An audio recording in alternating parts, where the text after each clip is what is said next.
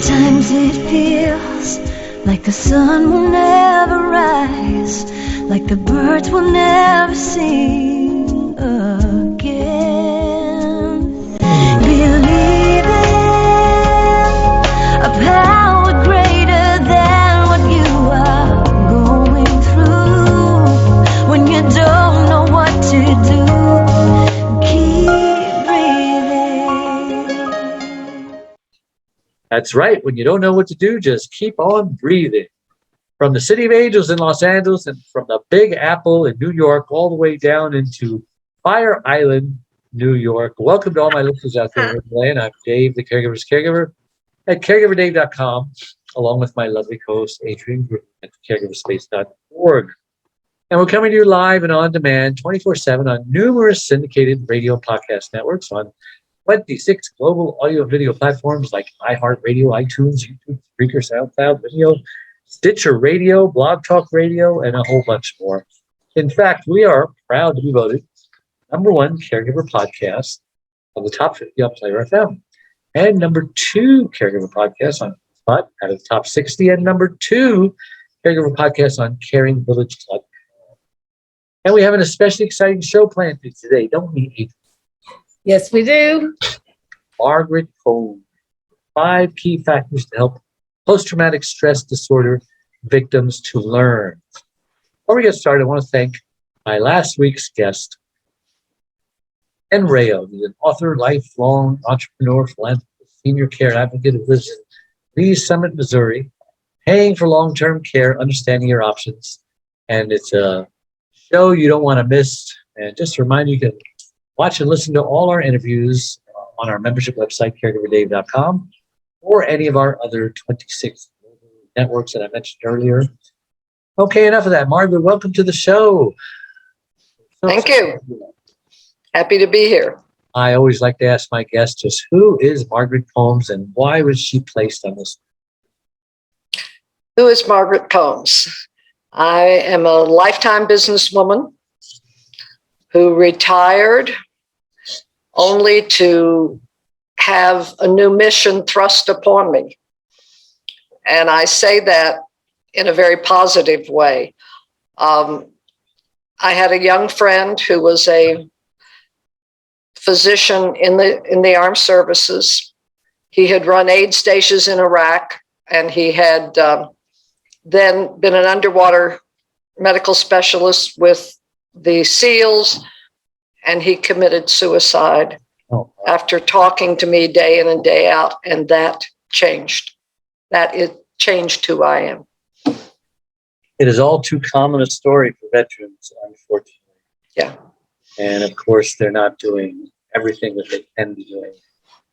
They're getting better, but they're a long way to go. So we met in New York, right? Right, we did. It seems like 100 years ago.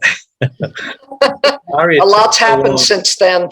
Yes, sorry it took so long to get you on the show. And probably this topic you're speaking about is even more of interest to people now than it was when we met, because things have only gotten worse with COVID and with Afghanistan. And why don't you give us an update on just what's been going on since we met that makes it a little harder? You know, when we met, my big concern was the whole issue of PTSD and veteran suicide had fallen off the cliff because COVID was in the foreground. And yet it wasn't changing. The suicide numbers were only going up, not going down. About 7,300 of our veterans committed suicide last year. That's more than double the number that actually died in combat in Afghanistan. And so, because I do know, and I spent 4 years researching what kind of treatments are out there and what can be done, I became focused on getting this subject back into the conversation in this nation. And well, we all know what's happened in the last 2 weeks. And to be honest with you, it increased my level of concern, because one of the problems when someone has PTSD is that they feel useless. They feel that they can't trust themselves because they never know when their brain will become their enemy. And they look back at what they did. And by the way, for many of them, that was one of the best times of their lives. They felt productive. They had friends, they had buddies, they were all working to help our country. And then suddenly our country doesn't help itself. And yes, I have spoken to several. I have spoken to the head of probably one of the best treatment programs in the country. And everyone is concerned that this is going to cause an increase in suicide numbers, and it raises the urgency to get treatment programs out there available, good treatment programs for those that are still suffering. Just sad, shocking and sad. Let's talk about PTSD and how it's different from caring for someone who's physically ill. In a category of its own? Yes, it is. When we care for someone or someone cares for someone who's physically ill, it's evident what's wrong. And it doesn't change from day to day, except if it's getting better or getting worse. But it's not perfectly normal one day and then back the next. With PTSD patients, it is something that is triggered. He or she may be fine, and suddenly something will trigger a response in their brain from what they lived through or what they saw. And whatever it is, once it triggers it, then they go back there.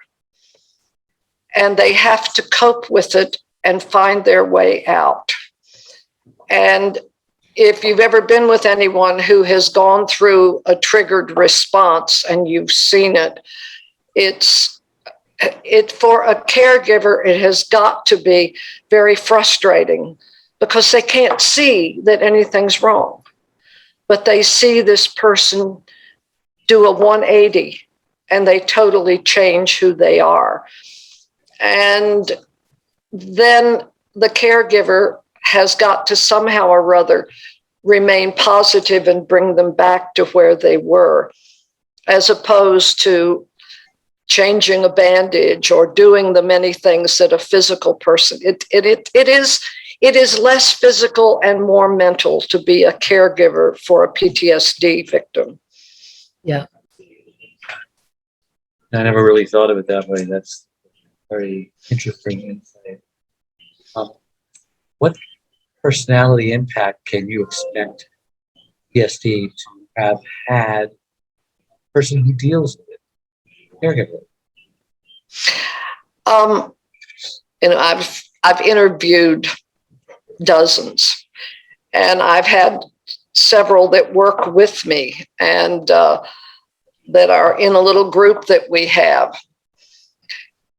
And for some of them, they'll be alive, bright, active, so forth, and suddenly everything changes in their personality. And they're somber, and they're negative, and they're having trouble literally putting one foot in front of the other to accomplish anything. But that's why the role of the caregiver, that is so often either a parent or a spouse, is so critical. Because if the PTSD victim had their way, they would go into a closet and close the door and stay there until they can work their way through. And yet there is nothing worse for them than to be isolated, because then all of the issues come to the fore and they begin to think about. That's when suicide begins to become an option for them, So the caregiver has to be one of the most patient people in the world, also non-judgmental, and somebody who can help them into finding a purpose, finding something they need to do, and virtually changing their life. The spouse is often the caregiver to the PTSD veteran, yes? The veteran with PTSD who is coping with it, there are so many in so many situations. They come out of the military where they have structure, and yes, they may be having some of these triggered events, but they have things they have to do. They have a purpose, they have structure, they have others that they're accountable to, and they go ahead and do it. And one day it's the day to be discharged, and they're brought in, and a few questions are asked, and they're discharged. And suddenly, for those who are in the service who do not suffer with this, they go ahead, plan their lives, build their lives. But those who are dealing with PTSD are so aware of what might happen that the idea of planning and building a life is very, very difficult. And then they have no structure, which means they have nothing to do, and it begins to spiral. And for many, it gets much worse, and that's why we have so many of them that are homeless and living on the streets, because they've lost the ability to do for themselves. I was hearing about these soldiers who would come home and they would kill their wives or try to kill their wives. And in fact, this happened to my niece, married both in the military, both went to Iraq, and she came home first. And when he came home, many times they'd be sleeping and he would wake up and start choking her, and had to snap out of it before he realized that he was choking his wife.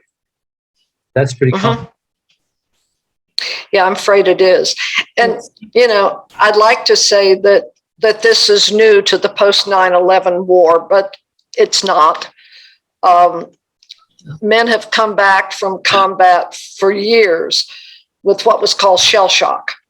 And I have a friend who was a Vietnam vet. He was a Marine colonel, known him for 20 years. And it was only a few months ago that he admitted to me that he still goes to a meeting every week, and without that meeting to keep him centered, he doesn't know where he'd be. So it's not new. It's just so much more prevalent, and it finally got a name. So we understand it more, and as time goes on, there are programs finally being developed that are doing good things. But it's getting those who are hiding away and who are trying to survive in families to get into those programs that is so key and so critical. Yeah. Adrian, do you have any experience with PTSD? One of your groups deal with them, or anybody personally who's had it and their experience? No, I don't myself. Within the groups, there certainly are wives of vets who are going through it. Yeah. Is it a mental illness? Because mental illness is taking on a whole new meaning, a whole new definition, and we don't really know what is and what isn't anymore. And if it isn't, what's the difference between that and mental illness? That's a big issue. It's a really big issue. The reason it's a big issue is because for so long, the only treatment that the VA or anyone else had were the same treatments that they had. You put them through psychology and psychiatry, those same treatments that they had for the various forms of mental illness. And no, it is not a mental illness. It is a physical thing that has happened in the brain. And does anybody really understand it? A few people are getting there, but it is a response. In fact, several of the vets that I work with say to me, Margaret, it is not a disorder. It is the brain's response to a stimuli. And whatever that stimuli is reminds them of something they have seen or been through, or their survivor's guilt that triggers a different behavior. It triggers a change in personality. The psychology treatments and the psychiatric treatments, my young friend who committed suicide had been he was a doctor, and he was put in a psych ward in a big naval hospital, and it only made matters worse. So I'm really not sure we know what to call it yet, but it's not like schizophrenia or the other typical mental illnesses. It is a response. It never goes away. But what the hope is, not the hope, but the knowledge is that veterans can learn to cope with it. They can learn to know when it's coming, deal with it, go through it, and come out the other side and go about living their lives. So in that way, there is a way to get much better, and that's the learning to cope with it and put it in its proper place in their lives. That was my next question. What treatment is currently working? Physical treatment or psychological treatment?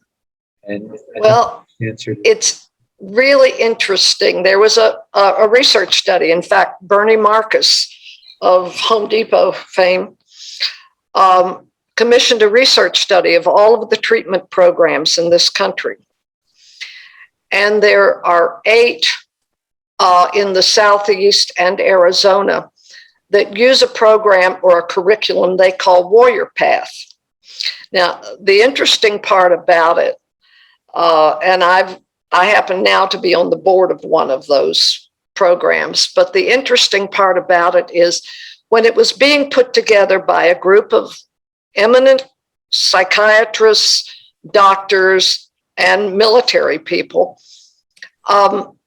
when they started doing it, they went back and found that Indian warriors, when they came back from battle, I'm talking about American Indians, were not allowed back in the village until they went through a program, what we call a program, to begin to shed their warrior attitude and begin to be able then to come back into the village and be father, son, whatever.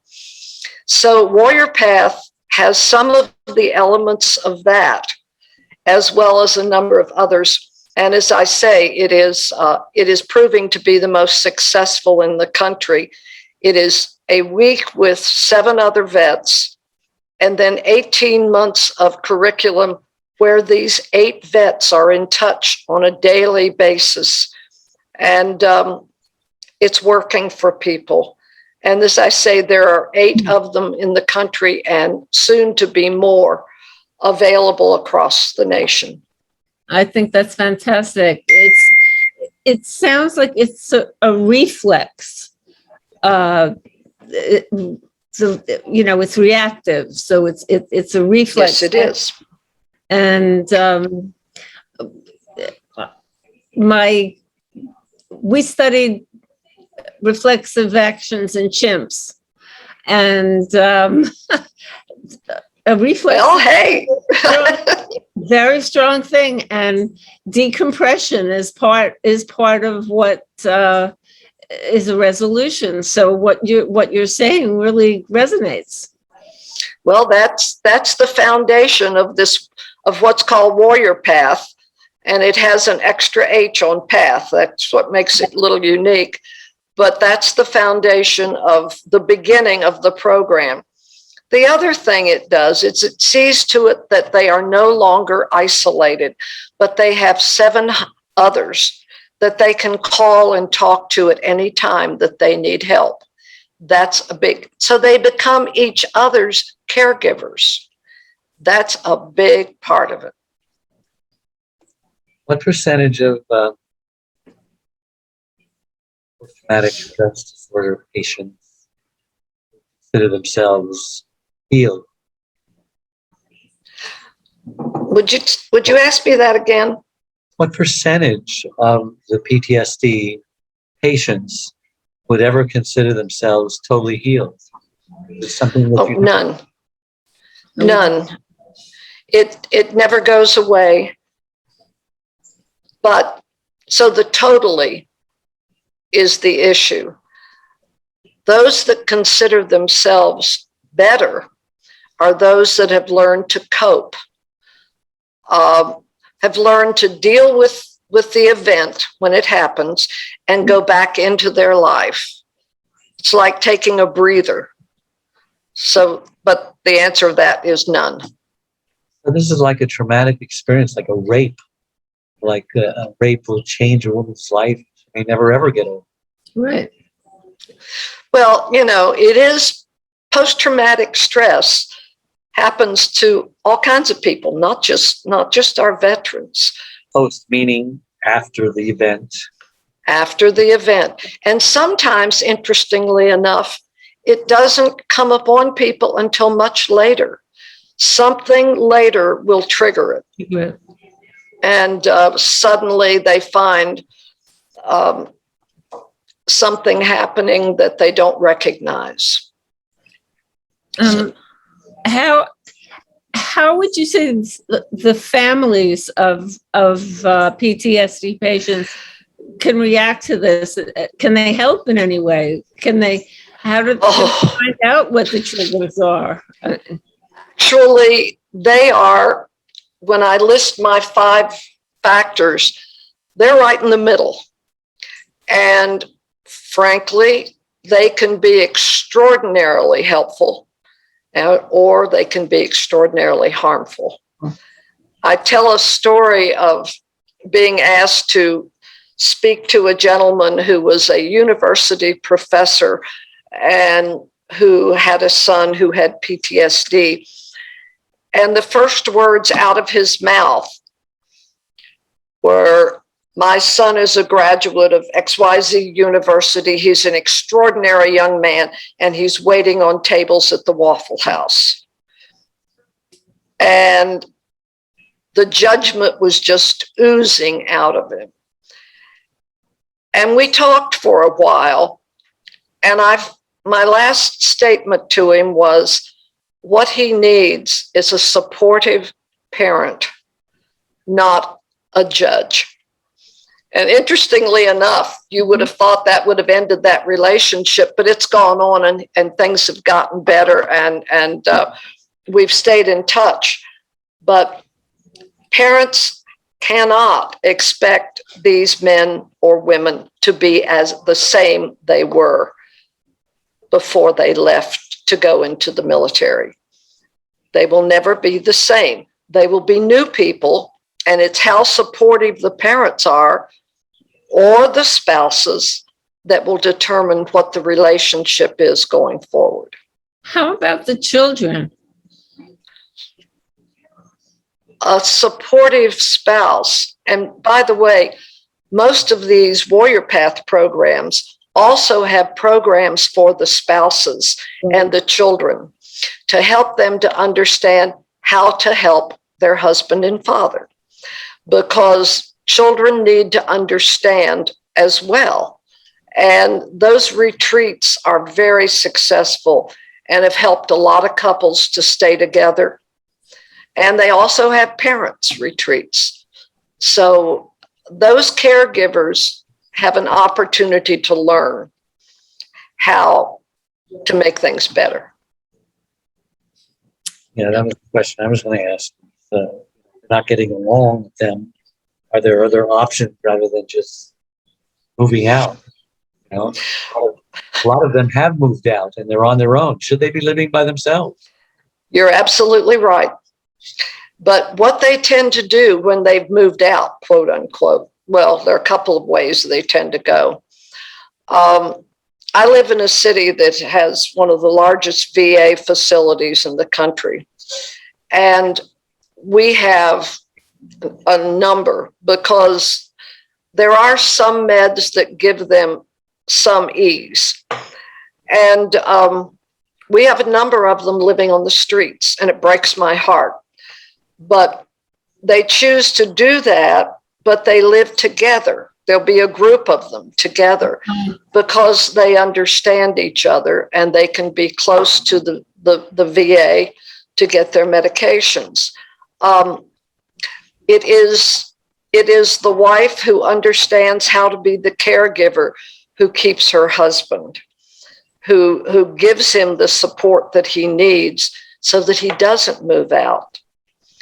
But unfortunately, nobody gave a lot of wives that information ahead of time. Little by little now, it's changing and getting better. It's such an exhausting topic. It's tiring just talking about it. You know many spouses who are handling it good and some who are not handling it good. Do half of them end up in divorce? Do half of them end up reconciling? What are the statistics? To be very honest with you, I don't think there are any statistics, and I have looked for them. I have met vets whose wives have pushed them out.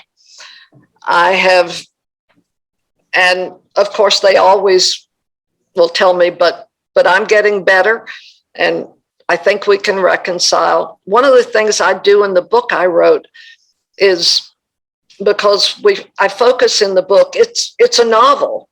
It's what I call fact-based fiction, right. And it weaves all of the important elements through the care of the vets. And one of the things is that their families are kind of kept at bay for a little while until they're ready to cope with them. And the families get some education. But in real life, I have talked to vets who have gone through some good treatment and whose wives have welcomed them back. I've talked to others who hope their wives will. I've talked to women who have, by the way, there are women with PTSD. It's not just men. Because we had women serving. I mean, wow. This last thing, there were 2 women killed in the 13. And they suffer a little. Or not necessarily? Are they more what? Likely to get PTSD. No, actually less likely. The percentage is much smaller of women with it. At what point would you say the spouse knows that they're in physical danger and that their returning vet is a violent threat? The PTSD vet is very seldom, almost never violent. Because remember, their first approach is to be alone, to stay alone, because they are afraid that they will do something that will hurt somebody else. If there's any violence, it is with themselves, from a night terror, and they'll wake up and maybe have been thrashing and so forth. They understand me. They're normal guys and gals who just deal with these episodic situations, but they understand that, but they do tend to want to isolate themselves more so that others won't be hurt or involved. And yeah. We've found that, and that's really not the best thing for them. So they're more likely to isolate and as opposed to become a threat or hurt someone. Yeah, and isolation is like poison to them. because, if you have something wrong and you're busy with other people, you don't focus on what is wrong. If you're by yourself, you may tend to focus more on what you think is wrong. And so that isolation is dangerous for them because, they don't hurt other people, they hurt themselves. And too often it's the end. Mm.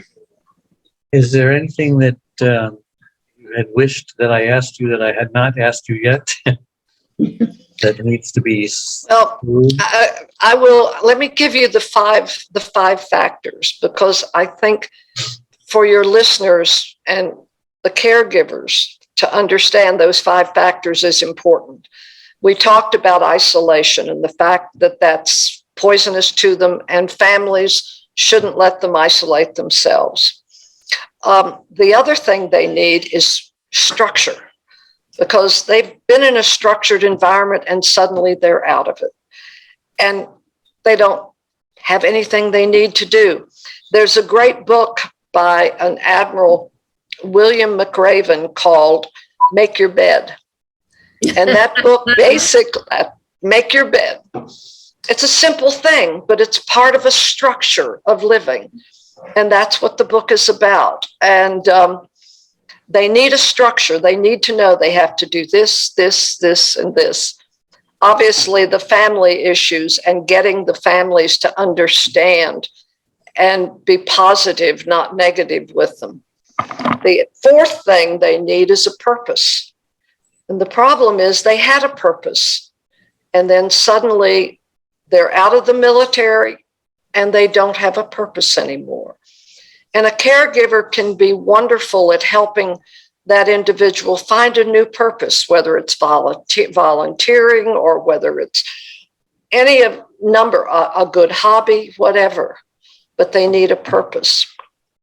And the final thing that is so seldom recognized is that they need to learn to be grateful. Mm. Gratitude is one of the things that takes every one of us out of ourselves and gives it to what we are grateful for. And that's the final thing. And it's the hardest thing for them to learn. But once they do, they stop their issues and are grateful for the people around them or whoever it is or whatever it is that they find to be grateful for. So those are the 5 things.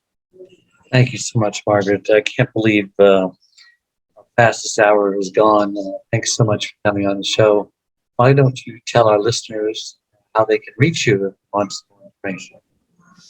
Well, I have a website that is www.vets-ptsd.com. Pretty simple. All of the information is on that website. And some videos that one of my vets made, when I call them my vets, people I work with, that are pretty extraordinary. And all of my contact information is on that website. It's vets-ptsd.com. But Adrian, how can our listeners reach you if they want to learn more about the caregiver space? Well, go to thecaregiverspace.org, thecaregiverspace.org, and you write me at that address if you want to. Adrian at thecaregiverspace.org. And again, a reminder, all our live shows become recorded podcasts, video casts on all our platforms mentioned before, like Blog Talk Radio, Podbean, and many others. And also my membership website, caregiverdave.com. Membership support community with lots of free gifts and resources. Adrian also has chat rooms and lots of support on her caregiverspace.org. Please click the like button below on whatever platform you happen to be watching, listening to. It helps us reach even more caregivers by improving Google search engine algorithms. Again, to all my listeners out there, thank you again for tuning in each and every week. So until next week, same time, may God richly bless. Bye-bye. Thank you. Bye. Thank you. Great show. Thank you very much. I'll get this all cleaned up and send it to you. Well, thank you. That'll be great. You all are terrific together. Hope you had as much fun as we did. Yeah, I'm spit, she's polished. Well, yes, I did, and I enjoyed it, and I hope that some people got some information that will help. I think they did. Good. Adrian, nice to meet you. You too. And thank you both. You've both been terrific. Thank you.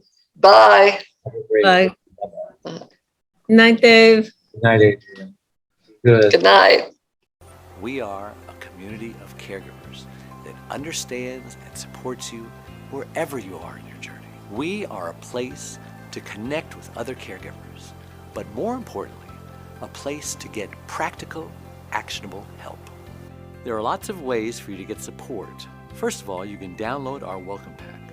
This will get you started on your Thrive journey. Next, you can ask and get answers to your questions by posting them here in our private Facebook groups. You can also get live online support by attending one of our live weekly Connect webinars. You can get practical, actionable advice by listening to our weekly podcast. You can hear and read other stories about other caregivers' experiences. Plus, add your own in our weekly Share Your Story forum, posted every Tuesday in the Facebook group. You can access essential resources and download practical Thrive Solutions packs, all of which are geared to help you thrive as a caregiver. You can get lifetime access to all of our resources. Again, we're here to support you and help you thrive and to enjoy your life as a caregiver. And remember, this is a place to get hope, not just cope. Sometimes it feels like the sun will never rise, like the birds will never sing again.